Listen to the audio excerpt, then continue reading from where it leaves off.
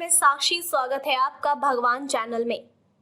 19 सितंबर रविवार को अनंत चतुर्दशी पर्व मनाया जाएगा। इस दिन श्री गणेश जी का विसर्जन किया जाता है। आपको बता दें कि अनंत चतुर्दशी की व्रत कथा कुछ इस प्रकार है। पुराने समय में सुमंत नाम के एक ऋषि हुआ करते थे। उनकी पत्नी का नाम दीक्षा था।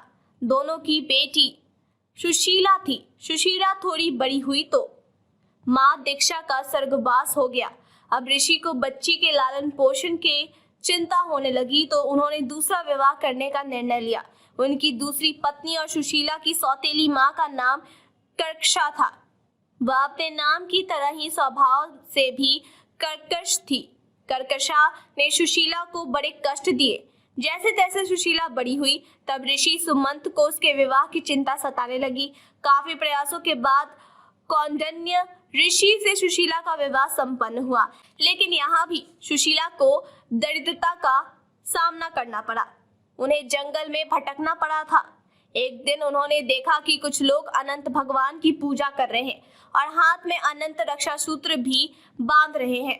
सुशीला ने उनसे अनंत भगवान की उपासना के व्रत के महत्व को जानकर पूजा का विधि विधान पूछा और उसका पालन करते हुए अनंत रक्षा सूत्र अपने कलाई पर भी बांध लिया। देखते ही देखते उनके दिन फिरने लगे। कौंडिन्य ऋषि में अहंकार आ गया कि यह सब उन्होंने अपनी मेहनत से निर्मित किया है। एक साल बाद फिर अनंत चतुर्दशी आई। सुशीला अनंत भगवान का शुक्रिया कर उनकी पूजा आराधना कर अनंत रक्षा सूत्र को बांधकर घर लौटी तो कौंडिन्य को उसके हाथ में बंधा हुआ अनंत धागा दिखाई दिया। उसके बारे में पूछा। सुशीला ने खुशी खुशी बताया कि अनंत भगवान की आराधना कर यह रक्षा सूत्र बंधवाया है। इसके बाद ही हमारे दिन अच्छे आए हैं। इस पर कौंडिन्य ने खुद को अपमानित महसूस किया और सोचने लगे कि उनकी मेहनत का श्रेय सुशीला अपनी पूजा को दे रही है। उन्होंने उस धागे को उतरवा दिया। इससे अनंत भगवान रुष्ट हो गए और देखते ही देखते कौंडिन्य फिर दरिद्रता आ पड़ी।